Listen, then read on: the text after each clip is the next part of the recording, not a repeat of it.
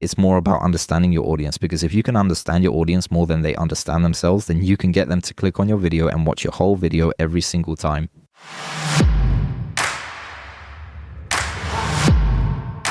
Welcome back, Millionaire University. Today we're going to go into a really unique way that you can start leveraging the power of YouTube and the incredible amount of viewership that this platform gets to start building your own revenue stream. And it's probably not in a way that you have ever seen or understood before. I know that this blew my mind and I had never approached YouTube in this manner. I typically see it as a content creator, somebody who's building a brand, as a way to get in front of more people. Our guest today, Tony Lysandrides, is going to show us how he successfully built multiple faceless YouTube channels. And I think the wheels are going to start turning as you start thinking about some of the content you have seen personally. And now we're going to see behind the scenes of how that business model works and how he's actually monetized without ever showing his face by tapping into the power of viral videos. So let's dive right in with Tony and break down how you too can leverage the power of YouTube to build a business without even using your face. Hello, Tony. Welcome to the Millionaire University podcast. So excited to have you here today. I know you're going to bring a ton of value to our listeners. Can you give everybody a little insight into what we're going to be diving into today? Yeah, so thanks for having me, Kirsten. Today we'll be looking at YouTube channels, what they're doing today, and how the ordinary person can monetize from them, and how I ended up doing it. Awesome. Okay, well, with that being said, let's dive into a little bit of your backstory. How did you get started with YouTube? How long ago did this start? Is this your first entrepreneurial endeavor? So essentially it started in the heat of lockdown, the first lockdown, where I was put on furlough here in the UK. I live in the UK, London, England. And at that time, I was working as a CCTV installer. I was installing alarm systems, security systems. And because of the whole COVID situation, a bunch of us were put on furlough, meaning that we were asked not to come into work. And we were asked not to work, but they still paid us a percentage of the money that the salary basically. Mm-hmm. And so it gave me a lot of time to just look at online business models. And I tried all sorts of different things. I tried Forex trading, tried social media marketing, and none of it seemed to have worked as much as what I wanted it to. But in the heat of lockdown, I ended up buying a course which teaches how to profit from YouTube channels, how to make money from YouTube without having to show your face, without having to be on camera, without having to make the videos yourself. This was something I wouldn't say it was new to me, because I have made videos before on YouTube. I didn't make them. I just downloaded other people's videos and put it onto my channel. But I didn't know this was a business model. And so when I was going through this course, I began to understand it's a business model. That's when I started my own channel. This was, I believe, first lockdown, which was in the summer of 2020. It started off slow as I started doing a bunch of videos on my YouTube channel, started doing videos about anything and everything. I couldn't really find a niche yet. I was just studying trends and doing similar videos. And eventually what happened was, from my first channel, after we had a few videos that did really well and it popped off and started doing some decent numbers. And then our channel got monetized within 8 months, which is actually a long time compared to what I've been doing recently. So right now I can monetize a channel within 30 days. I've monetized 2 channels within 30 days each. So within 2 months, I monetized 2 channels recently. But it took me 8 months because I was a beginner. I didn't really know what I was doing, but it took me 8 months to get there. So with YouTube, the way creators profit from YouTube is you make money from the AdSense revenue. So have you ever clicked on a YouTube video, Kirsten? And when you clicked on the video, you didn't see the video, you saw an advert. Oh, every time. Pretty much every time. Yeah, so YouTube it's always really been a business. And now they enable creators to profit from those adverts. So as a creator, if you're having a lot of clicks on your videos, you will make, I believe it's around 40% of every click that comes through. So advertisers pay YouTube to put the adverts on YouTube videos, and then YouTube enable creators to split the ad revenue with the creators. So whether you're showing your face or whether you're not showing your face, you can have multiple YouTube channels that each pay you every month in different niches. So that essentially is the business model. And it took around 1.5 years before I hit my first $5,000 month. And then after my $5,000 month, actually that was a $7,000 month, £5,000, but $7,000. And then after that, it doubled to 14,000. And since then I've been able to monetize around 4 more channels after that. And yeah, it's been an interesting journey. Then I moved into the coaching side of things. I had a bunch of people reach out to me saying they want me to teach them how to do this. And then I began teaching people how to do this as well. And yeah, so that essentially is the skeleton of the story. Love it. Now we just need to put meat on the bones. Oh, that's awesome. So you touched on this. People started asking you to teach them how to do this. But when was the shift that you made into, wow, this is actually something that works really well? I started talking about this with people. How did you see the need for more people, or what is the need that you really want to fill with teaching people how to create these channels? It's a good question, Kirsten. I do know that everyone is moving. A lot of businesses and a lot of people are moving to online work. And a lot of people who I know personally at my workplace at the time, even people who I know, everyone's looking for a new way to make an extra bit of money. And so because I saw that need in the market, I then created my own course, and then I had a coaching program that I did with other people. So yeah, so that's pretty much how it panned out. Cool. Love it. Okay, let's dive in a little bit into this step-by-step process. If I'm somebody who wants to start this, I know you obviously have a course that you sell, but let's break it down on, you said you can monetize in 30 days. Can we just break down what those steps would look like if I wanted to start a YouTube channel and monetize it within 30 days? And caveat to this, are you specifically referring to Faceless YouTube channels where it's sourcing content from other places, or any YouTube channel? Does this work across the board? It works across the board. Okay. So it's faceless as well as people who want to show their face. So essentially, the first step, what you would want to do is you would want to look for trends. So you would want to look for a niche or a channel that has gone viral in the past, I would say 3 to 4 weeks. Very recent. So it can be up to 3 months. I wouldn't go beyond 3 months because a trend can die after that. Or it'll be hard to catch a wave if it's after 3 months. I used to say 6 months, but now I'm shortening it. So essentially, you would want to look for a trend that has popped off in the past 3 months. Obviously, the sooner the later, the better. And you would want to ride that wave by doing similar videos to the videos that have gone viral. So for example, if you saw a video go viral that explains, I'm terrible at examples, how to manufacture steel. Let's say a video went viral about how to manufacture steel. What you would want to do is you would want to study the thumbnail and the thumbnail and the title and the psychology behind the thumbnail and the title, and hijack the psychology behind the title and the thumbnail and apply it to your own video. So if a video went viral about, let's say it got 10 million views within 2 weeks, that's a viral hit. And it was uploaded by a channel that is relatively small. For example, if it only has 1,000 subscribers. If it's getting if a video has hit 10 million views and they only have 1,000 subscribers, then you know that those views are not coming from their subscribers, rather they're coming from the algorithm, what people are looking for, the homepage, and so forth. So when you see a trend like that, what you would want to do in order to catch that wave is that you would want to hijack the psychology of the title and thumbnail and do a similar concept. So instead of how steel is manufactured, you'll do a video about how copper is manufactured, how diamonds are manufactured, how different metals are manufactured, and even different things. You can move on to chocolate, coffee, different things. So that essentially becomes an outlier where it's how XYZ is manufactured. You just have to change the steel part. So instead of how steel is manufactured, you replace the word steel with something else, and you have the same kind of concept and the same psychology, same thumbnail, very similar thumbnail to the other viral video. And then the idea is to essentially steal the traffic from that viral video and put it into yours. And that's pretty much how it works. And when it comes to video creation, we haven't really got into that part, but you can hire people very cheap on Fiverr or Upwork to do the videos for you. And the reason why I say very cheap is because you won't be hiring people from the UK or the USA or Europe.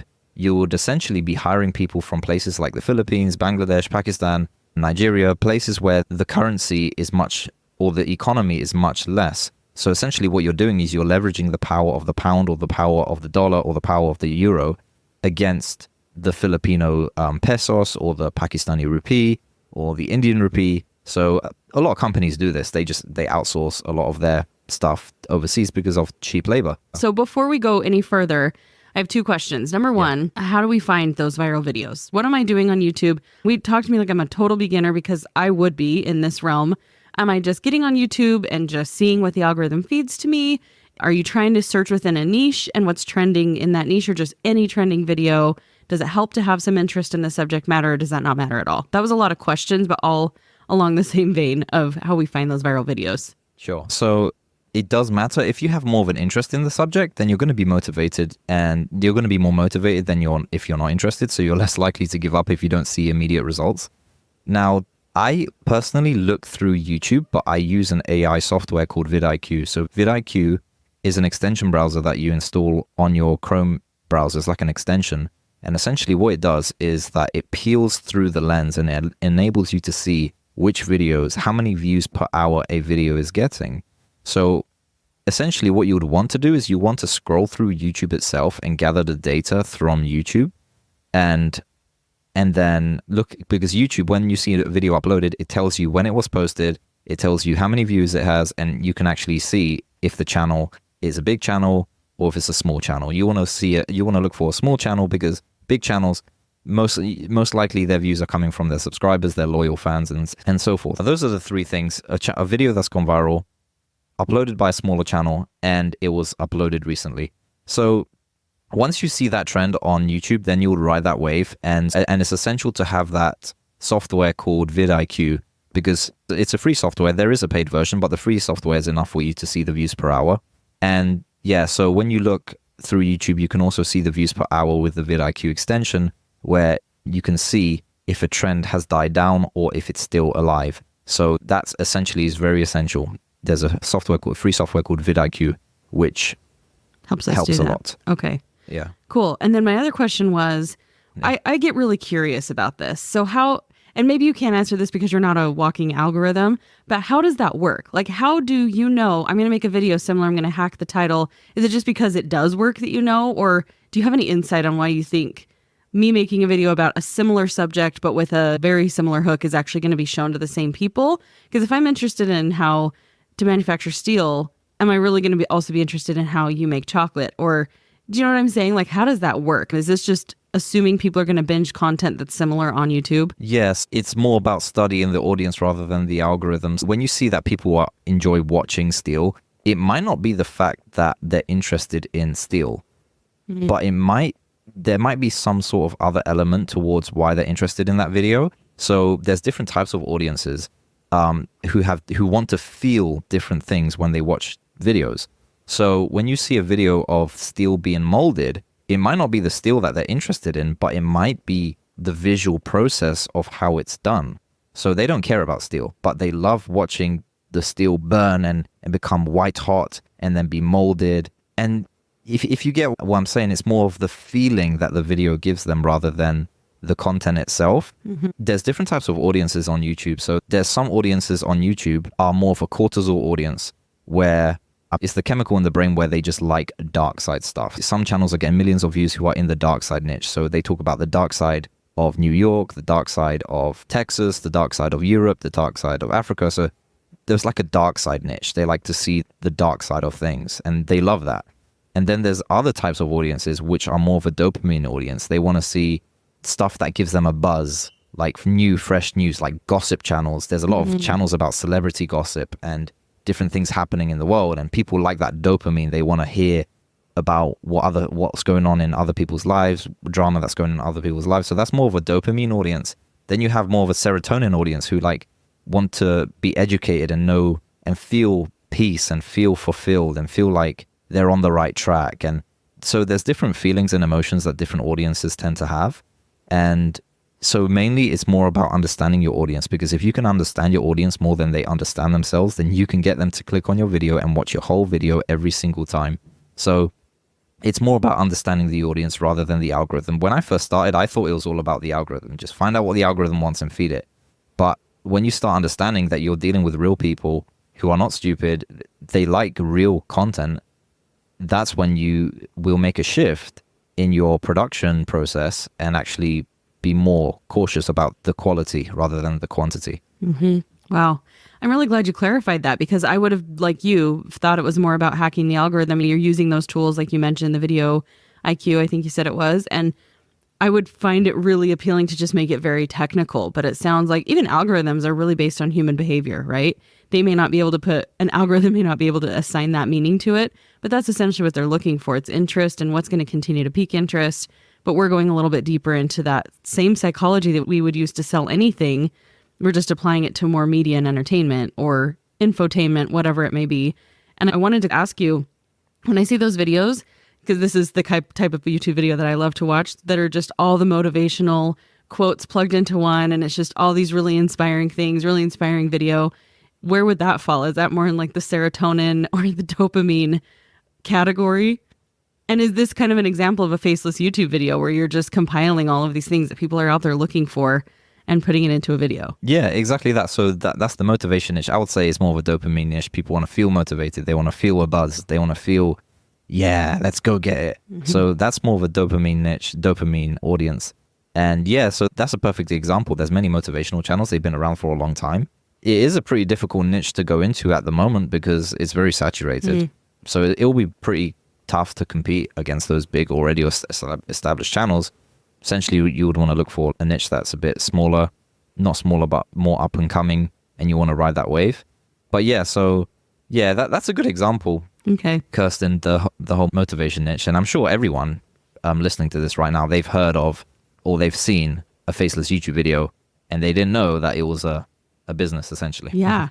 Okay, so let's keep going. We've gone through the steps that we need. We've gotten to like step 2. So what would we do next after understanding how we can dive in and hack maybe one of those trending videos? What's the next step? Yeah, so once you've identified your trends and your niche and you want to go into that niche, the next process is the hiring process. This is where you need to be really good at recruiting. And in my community, I have different students from all walks of life. And I like to say to them, look for your competitive advantage because everyone has a different competitive advantage in life. And you'd want to use that in whatever you're doing, whether it be business, YouTube videos, whatever you're doing, you would want to identify your competitive advantage and use that. Some people have a lot of cash on hand that they can use to invest and leverage that. Other people might have a lot of time on their hands, so they can leverage that. Other people might be good at recruiting. Other people might be good at technology. Other people might be good at AI. So whatever your competitive advantage is, you would want to leverage that and use it to benefit your business and your YouTube channel. So essentially look for your competitive advantage. So if you're a manager and you know how to manage people well, and if you're a recruiter and you know how to recruit people well, so this will be a really good part of the process for you to really shine. So essentially you would want to recruit the right people because that's going to determine whether you're going to success or fail. And you can go on websites like Upwork, onlinejobs.ph, Fiverr, and that's when you would find your freelancers. So there's a 4-stage process to every video. So the first stage of the process is ideation. Actually, there's 5 stages then. So the first stage is ideation, which we have pretty much gone through. And that's the most important part of the whole process, ideation.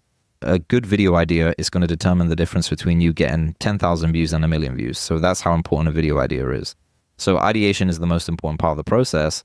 After ideation comes the scripting. So the scripting is essentially where you have to, now when you're hiring, you can either do the script yourself. So if you are passionate about the topic, you can do the scripts yourself. However, if you don't have any knowledge about a specific topic, that's not an issue. You can hire somebody who has a lot of knowledge in that specific topic. For example, if you see a good trend in the Formula One niche, but you don't have a clue about Formula One, you can hire somebody who does love Formula One and loves writing about it, and you can just hire them to do amazing videos for you. The first part is ideation. Second part is the script of the video, and that's a very important part as well. That's the second most important part, script. So you do the scripting of the video, and like I said, if you are passionate about the topic, you can do it yourself with the use of ChatGPT. The second part, or the third part, is the voiceover. So after you have the script ready, you would want to plug that script and have either a human voiceover over that script. You can do this yourself. You can hire someone to do this. Or, like me, you can use a website called 11 Labs, which is an AI tool which enables you to put in any script and an AI voice would speak that script and you would never think it's AI. It sounds exactly like a human being. Wow. So that's a good way of doing it. It's called 11 Labs. Go on that website and you can see you can do through that website. After the voiceover, the 4th stage is the video editor. So there are AI tools for video editing. If you are good at video editing, then use this for your competitive advantage because this is a very important part of the process. And yeah, so I hire my video editor still. That hasn't been replaced by AI. AI has actually helped video editing at the moment. So there has been there was a huge surge of AI in the last quarter of 2023, and in 2024, AI has just been rapidly increasing. And with the voiceover, you can use an AI voiceover that sounds like a real human being. And with the video editing, I hire that and outsource that still. And then the last part of the process can be replaced by AI, essentially, and it is the thumbnail. So the thumbnail is the picture that people click on before they go on the YouTube video. So essentially, the title is what you read, what the video is about, and then the thumbnail is that picture which reveals more about the video, and the aim of it is to create curiosity. So that picture is called a thumbnail, and you would want someone to specifically design that for you. And yeah, so either you can do that yourself through the paid version of ChatGPT, that image generation tool is called DALL-E, or you can use Midjourney AI, which is another image generation tool, and you can just use that, whack it into Canva, add text and add arrows and so forth. So yeah, the 5 steps are, the first one is ideation, second one is script writing, third one is the voiceover, and then fourth one is the video editing, and then after the video editing comes the graphic design, which is the thumbnail of the video. Yeah. Awesome. So I'm curious, for you, were you instantly hiring that out and having people do those elements, or were you doing all of them yourself in the beginning and then waited until you scaled up to hire it out? I instantly was hiring everything out. I outsourced everything because I had a lot of cash on hand. So I just wanted to leverage my money. So that was the reason why I didn't learn anything. Essentially, all I was doing was the ideation and just quality control, basically more like a project manager than anything else. Okay. And like you said, you can leverage whatever you have on hand, and that was clearly where you were at. Do you see some of your students and other people having to do it manually until they build up that cash flow and they are having to learn each step? And in that case, what do you see the timeline being like when somebody has to do every single step? Is it worth just putting some money, even if you don't have a huge chunk of money, into hiring the right people in the right places? That's a very tough question. In my community, we have a lot of people who do a lot of the work themselves, the script themselves, the voiceover themselves. That's mainly because they want to keep costs down, but essentially it is good to get your hands dirty at first. So what entails in the business, and you're not just like some project manager just throwing away instructions to somebody, telling them what to do. It really depends on where somebody is in their financial situation. But yeah, even if you have a lot of money, cash on hand, I would say that it's important to get your hands dirty in one or the other type of the process, whether it be script writing, video editing. But ideation is definitely something you should not outsource, especially at the beginning. And you should always be like a quality control freak, just making sure that the quality is really good. Obviously, it's never going to be perfect, but you have to at least aim for perfection. And if you don't achieve perfection, don't be disappointed. But yeah, so everyone's at a different stage. Some people outsource everything. Some people do half of it and outsource the rest. Some people do everything. Depends if you have time on your hands, cash on your hands. It really depends. Everyone's unique. Yeah, I love that. I think that's the case with any business model, right? I've learned that the hard way, where you can continue to do it all yourself, but if you can leverage your own creative genius and your own wheelhouse and bring other people in, even if at first that's going to look like the balance sheet in your business is a little bit off, it's still going to be the long game. So is your strategy in growing the channel, because I know you mentioned at the very beginning that you're looking for viral videos, and I can see somebody who doesn't know what they're doing necessarily being like, okay, we'll just chase this viral video, but jumping niches. Do you see an advantage to just making sure that on your channel you're staying niche specific? And is that something that your goal is when you create the channel, is to increase subscriber base or just have a bunch of videos? Yeah, I would say stay in your niche. And if you are going to jump around and do different niches, I would suggest that if you are going to do that on one channel, try out different niches, which is not something I would recommend. But if you are going to do that and one of those videos goes viral, then what I would suggest is delete all the other videos that didn't go viral, and then just focus niche down on that video that went viral. Just do similar topics to the one that went viral. So if you are going to do that, do it like that. Or another strategy is you can do one niche in one channel and then have another channel with another niche. And so you can test out 2 niches at the same time, and whichever one explodes is the one you're going to double down on. Because with YouTube, the good thing is that you can have under one Gmail account, you can have multiple YouTube channels. That's true. I agree with that. I think it's important this is applicable to every platform, right? The more niche specific that you get, the easier it's going to be for it to take off and for the algorithm to know what you're creating for. when did you decide to start a new channel? Were you focusing on one niche with that very first channel that you did? Or were you, because you said, I don't recommend doing that where you're jumping around finding a variety of different viral videos. And then at what point for you did you decide, okay, I have this down to a science. I'm going to add a new channel. I'm going to try this with a totally, and are your videos different niches? I guess that's an important distinction to make too. Yeah, so after I had my first success with my channel about Dubai, I then started to open up different channels. But that actually became a mistake. I believe I started like an extra 2 channels. So I was running like 3 channels at once. That became a mistake because I ended up spreading myself too thin. And so it's very important that you don't spread yourself too thin. And if you are going to have multiple channels, which is good, you have to make sure that one channel is crushing it. And if anything, you can hire a channel manager to manage that for you, a good channel manager. You can do that, but obviously margins then go down. But if he's a good channel manager, then he can run it for you, and then you're pretty much hands-free. You just have to check up with him every week for an hour, and that's fine. But yeah, I would never, ever recommend spreading yourself out too thin. And yeah, so be very careful. For anyone who's doing YouTube, just be very careful that you don't spread yourself out too thin, because that was a mistake I did. Yeah, I have heard this kind of as a pattern with different people I've interviewed and talked to in business. I think we get really excited to scale because we're like, oh, something's working. And instead of just doubling down on what is working, let's add more things, try more things, see if we can replicate this success. And a lot of times that will just squirrel you out and actually inhibit your ability to grow the thing that's working. It's funny looking back on it, but in the moment, it's so easy to get pulled away. Wow. Just by you mentioning that, I just had a flashback of successes I've had and the way I've dealt with them in YouTube and in other areas. I'm just like, wow, what you said was so true. When we do have a success in a specific area, naturally you would think it makes sense to double down, to keep going down that route. But instead, we have this shiny object syndrome on a higher level, not on a broke level, but now you have success, and now you still have shiny object syndrome. Instead of just doubling down on what's working, you're just going to move on to something else, expecting it's going to work as good as that thing, which is a deception. Wow, what you just said is really powerful.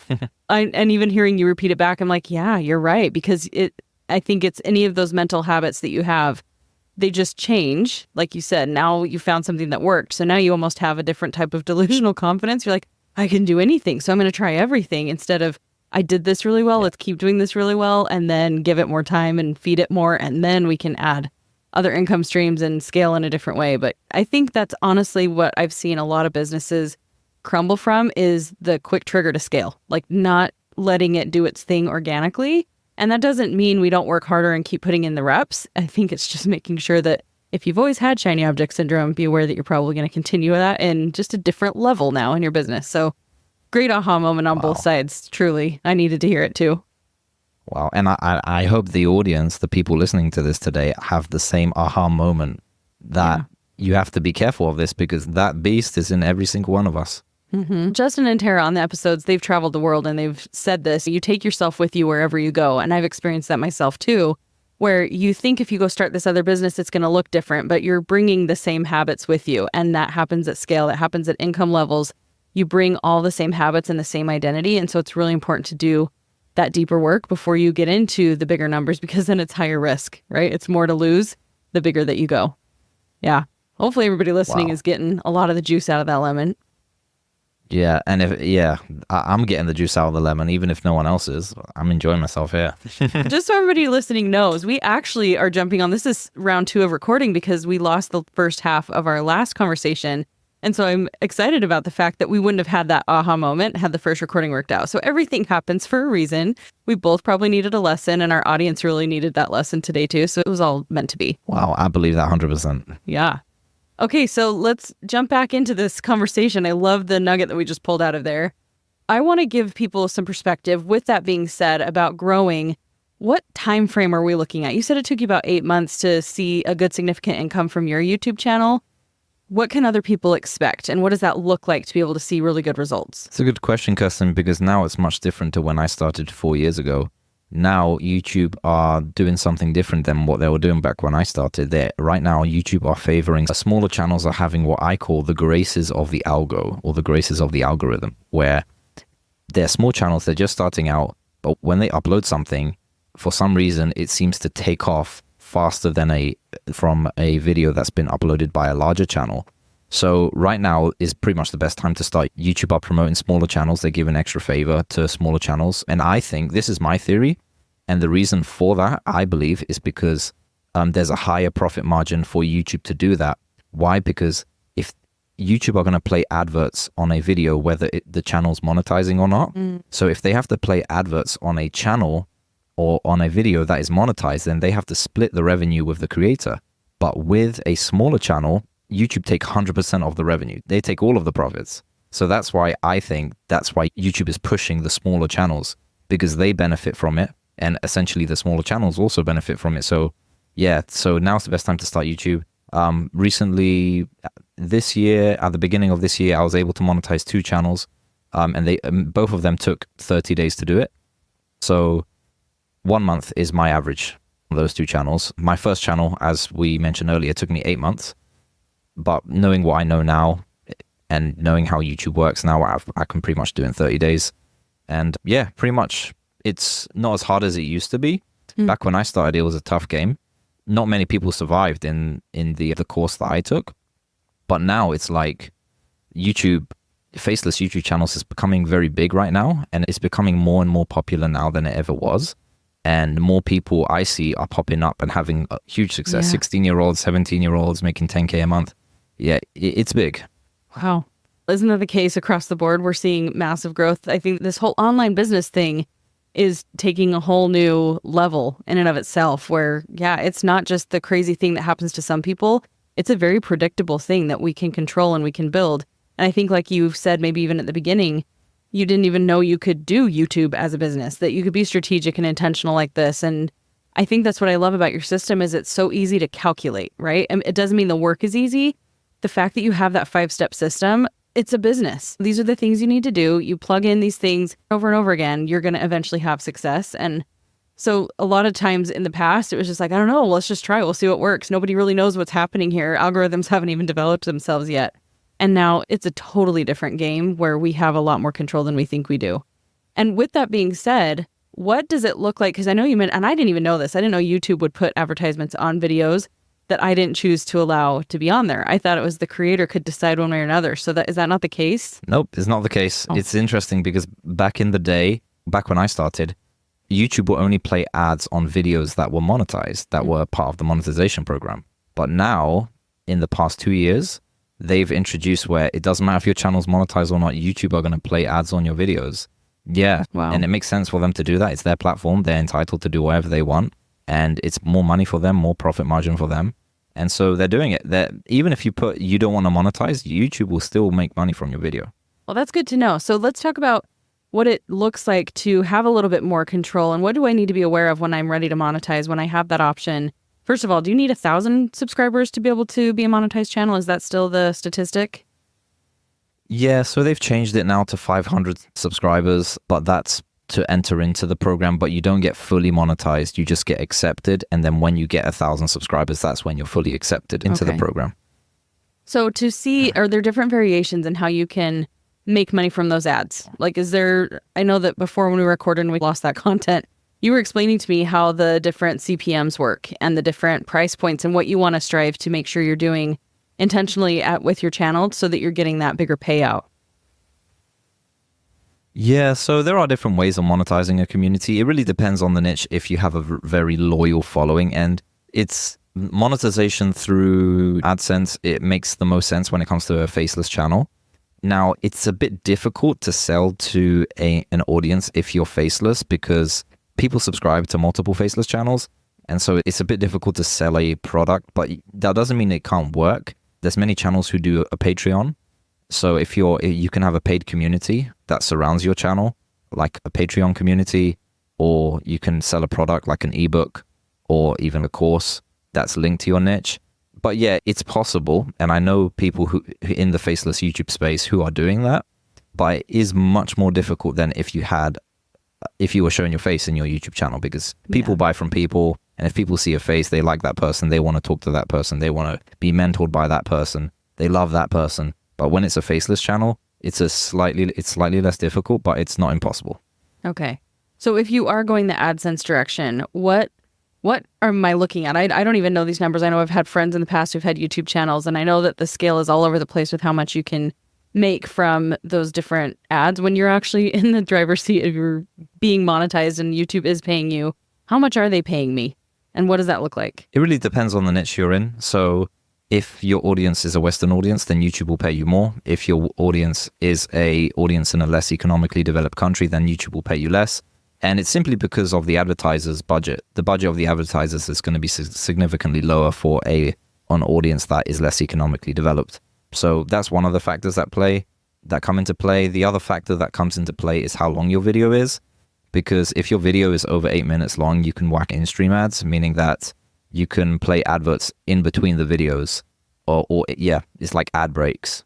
So that's another factor. And the longer your video is, the more in-stream ads you can put in. So you get paid significantly more. And that thing, if you can increase your RPM or your CPM, then what happens is that thing is like a multiplier. So instead of getting paid, if you get 1 million views on a video, instead of getting 3 grand, you can get like 10 grand. If you can learn how to increase your CPM, it's like a multiplier. It's like the more views you get, it's like it multiplies the amount of money you make. And the way to do that is longer videos so you can whack in more. Also, Western audience. And another part of it is you can actually ask ChatGPT to come up with a list of keywords which are high for advertising budgets in your niche. And ChatGPT will come up with a list of keywords that you can include in your video. So in the script, in the actual script of the video, in the voiceover, if you get certain keywords mentioned in the voiceover, for example, if you was to mention the word NBA or just like NBA or tennis or money, finance, crypto, trading, something to do with finances usually has a very high CPM. So when you mention those keywords in the video, your CPM goes up because YouTube recognizes that video as a finance video where there's going to be a lot of investors watching and there'll be a high advertising budget. So that's one way. Just change the script, make the video longer, target a Western audience, and yeah. Okay. Wow, that's really cool. And even I've explored YouTube ads before for myself, and I know how to research and assign certain keywords where I want the ads to be shown. So that's really cool to hear from the creator standpoint is, okay, that's how they're finding them. They're going through the script, they're pulling that out, and that is how they're determining this is the right audience for this content. And that's even why we see ads for things that are actually opposite of what the person is watching the video about, right? Like it's a polarized, complete opposite end of the argument. You're watching this thing that's anti-homeschool and then you see a homeschool advertisement on the video because it's still the same keyword and same interest, just from it's not differentiating based on your actual preference, just on the subject matter. So that's really cool. Yeah. That's interesting hearing it from an advertiser's perspective. Yeah. Okay. Yeah, that's true. And it's interesting also to observe, because you talked about this in the very beginning, the ideation is important, but even the niche selection and doing that research, I know is probably a huge part of the success or failure of the work that you're going to do to build this channel. And so is that where you're trying to determine the targeting and making sure that you're hitting up that Western audience? Or how else can you control who's going to be watching these videos? Is it just the subject matter itself? In terms of the ideation, in terms of the audience, controlling the audience, that is decided when you're choosing your niche. Okay. That's right at the beginning where you have to choose your niche. So there is a niche out there that talks about, it's more of a cowboy niche. It talks about dead cowboys, essentially, and how cowboys died during bull riding. It's actually the bull riding niche. And it talks about how cowboys would ride the bulls and how they would die in different tragic deaths in that area. So that's 100% a Western audience. There won't be anyone from India, Pakistan, or Africa watching that because they don't have a Scooby-Doo about bull riders, cowboys, and that kind of stuff. That kind of audience is a Western audience. So that's one of the areas, that's one of the ways you can determine if it's a Western audience. Just looking at the comments. Yeah, if you look at the comments and then you just ask yourself what kind of people are watching this, where are they, where do they live? And of course, it's going to be difficult to target 100% Western audience, but it is possible. Okay, that's so good to know. Something I want to point out to our listeners right now is so many of the things you're telling us to do that are YouTube specific apply across the board. This is really good market research and business planning that need to happen at every single level on every single platform. And these are the keys to success. It's not just oh, let's try a bunch of things and see what can work. It's taking the time to do the research, being intentional, because anybody can start a YouTube channel, right? The barrier of entry is easy. Go upload a video, create a fake Gmail account. Anybody can start a YouTube channel. But to have a successful one that's monetized and making money, just as with any other platform, it requires that research and it requires that intentionality. And I love that, like I was saying before, because it's predictable. We can work with numbers. We can work with data as long as we're starting off with a plan, which is what you've given us today that applies to so many different things in business. Yeah, 100%. 100%. Everything you learn in life is applicable to all areas, especially, the things that you learn doing YouTube is the same things that you learn in business. And that's what I love about this whole area, because the skills are what we call in the UK interchangeable, where you have it in one industry, you can move it on to the next. Yeah.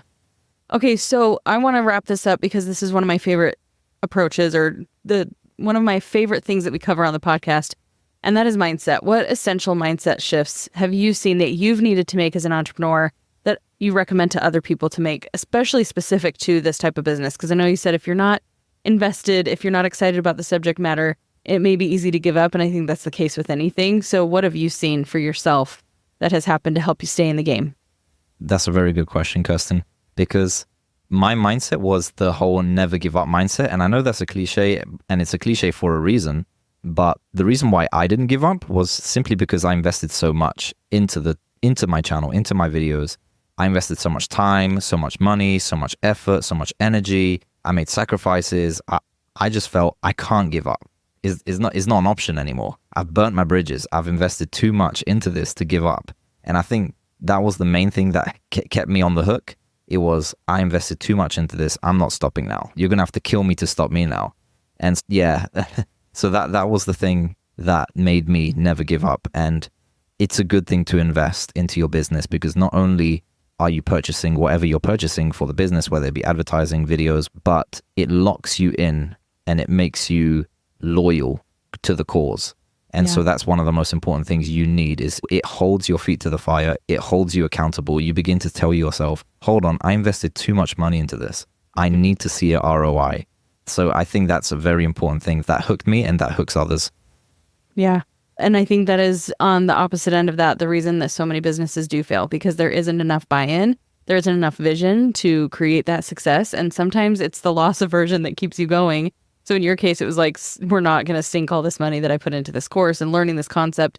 I'm going to do it until it works. And that's grit that a lot of people need to grow into and doesn't necessarily come natural for hardly any of us. And it looks like that's something that has contributed majorly to your success. And you can label it as we had money, we have our feet on the fire. There's so many different motivators to that. But at the end of the day, you kept showing up. I'm sure it wasn't easy. I'm sure it required a lot of failed projects and frustrating videos that you've uploaded. And just, we could probably look back on some of the other things that you've tried, and all of us could, all the URLs that I own, all the businesses I've started. But at the end of the day, when it works, it's when that consistency is there, because you do have that vision and you have that bigger picture and you have some skin in the game, which is, I agree, is really important. They are what I call business battle scars. If you don't have them, then you're not the real deal. If you haven't had at least 10 failures before your first success, you ain't the real deal. You're still failing. I love it. Well, you have been awesome. I'm so glad that we got to re-record part of this interview. I know that I have very full confidence that this is probably even better than what we originally created. We know each other now. We're just like old friends jumping back on a call. And I appreciate you being willing to do that. My pleasure. So where can our listeners find you? They want to learn more about what you're doing and keep up with all things creating a Faceless YouTube channel. Yeah, so my website should be in the link below. They can click on that and to see more about me.